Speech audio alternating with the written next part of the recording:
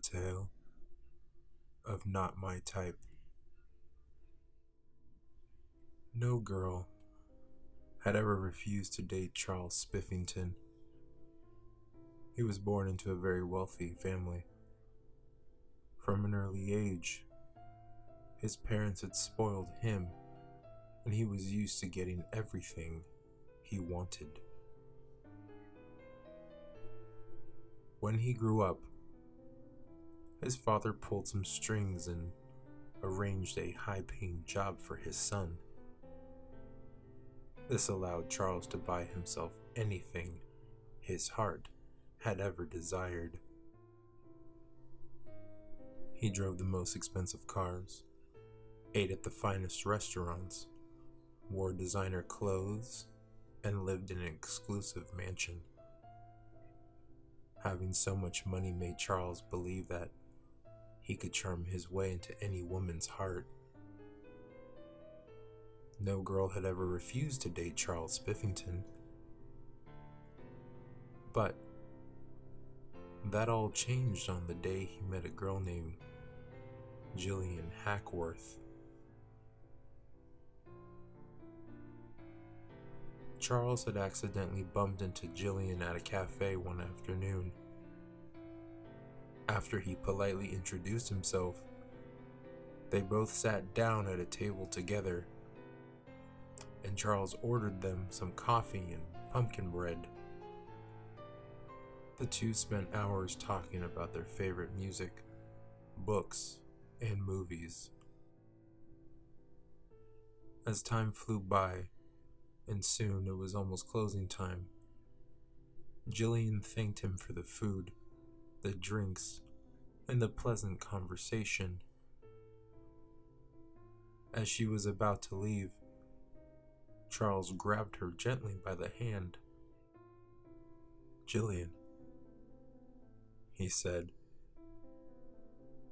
"I had the most wonderful time with you this evening, and I'd like to get together with you again. How about tomorrow night? Dinner and a movie? It'll be my treat." There was a small pause. Then Charles watched as Gillian's sweet smile slowly turned into a nasty scowl. "I'm sorry, Charles," she said very angrily. "It's just that, well, you're just not my type."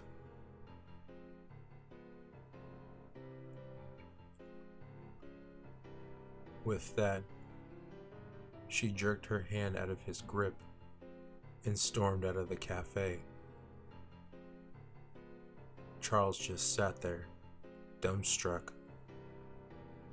He couldn't understand what he had done wrong. They had been getting along so well, and everything had seemed to be going perfectly. So what could have happened to make her so angry? Being a stubborn man, Charles was not about to let Gillian slip through his fingers. During their conversation, she had told him that she was a creature of habit. So, for the next few weeks, Charles returned to the cafe every day in the hopes of bumping into her once again. Each time he went, he had a bunch of flowers in his hand. And every day, Gillian would look through the cafe window and see Charles sitting inside, waiting for her. The minute she saw him, she would storm off back to her car and drive away.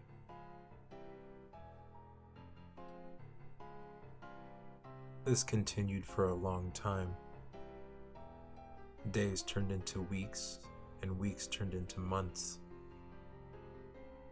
Finally, Charles couldn't take it anymore. After Gillian had driven off for what felt like the 100th time, Charles took the flowers he had brought for her and threw them on the ground Then he began stomping on them violently, much to the alarm of the other people in the cafe. Charles never cared if anyone saw his outrageous behavior. "That's it," he yelled. "That's the final straw. Jillian Hackworth, I don't care what you say. I'm going to make you my girlfriend, if it is the last thing I ever do." The next day, Charles looked up Jillian's address in the phone book and drove straight to her house. It was getting dark outside, and dark clouds were beginning to gather. It seemed like a thunderstorm was brewing.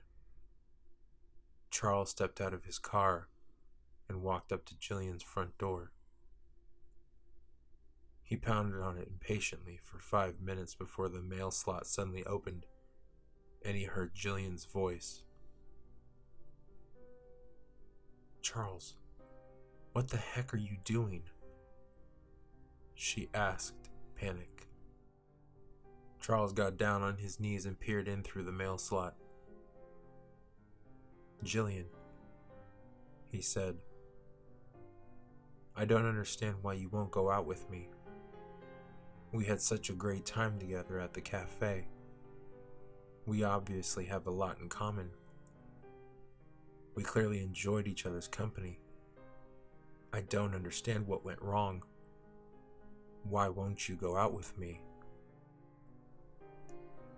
"I already told you, Charles," she replied curtly. "You're just not my type." "If I'm not your type, then who is?" he shouted angrily. "I can buy you expensive clothes. I can give you beautiful jewelry. I can take you to the finest restaurants. What more could a woman wish for? What do I have to buy you to get you to go out with me?" There was a long pause. Then Jillian opened the door. "Oh, Charles, Charles, Charles," she said, shaking her head. "I told you you're not my type. But if you really want to know what my type is, just come inside and I'll show you." Pleased that his determination was beginning to pay off, Charles gladly stepped into the hallway, and Jillian closed the door behind him. "You see that door at the end of the hall?" she asked. "Yes," Charles replied. "Go inside, and you will see what type of men I like."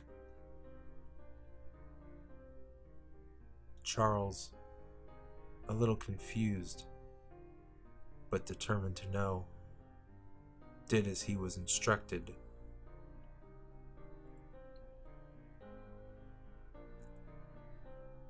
He walked to the end of the hallway and opened the door. There was a staircase that led down to a basement. As he walked down the steps, Charles wondered what Jillian wanted to show him. He figured that she must have pictures of all her ex-boyfriends that she wanted him to see. When he finally reached the bottom of the stairs, he noticed that there was a strange odor. It smelled like rotting meat.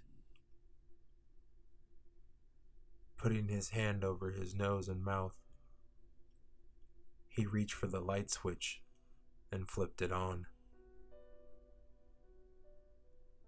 To his horror, he had realized that he was surrounded by the dead bodies of 12 or 13 young men.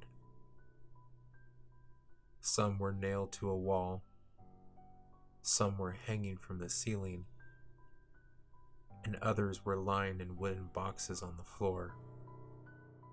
All of the corpses were headless. On a table, against the wall, their severed heads were arranged in a row. Their dead eyes were open, staring blankly.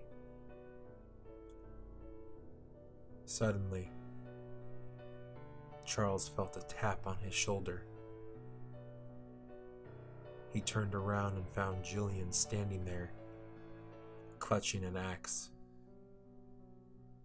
Before he had a chance to scream, Jillian swung the axe, and it sliced straight through his neck. His severed head was sent flying across the room, and his body crumbled to the ground. Jillian put down her axe. Then, she walked over to Charles' severed head, picked it up by the hair, and smiled from ear to ear. "Now, you're my type," Jillian said, kissing Charles' severed head on the lips. Good evening, listeners. I hope you enjoyed tonight's brand new tale. You know, they've always said that money can't buy you everything. I guess that's pretty true. Except Charles did seem to lose his head when he found out what her type was. Make sure you tune in tomorrow night, that's Wednesday, for our all-new tale. Sweet dreams, listeners.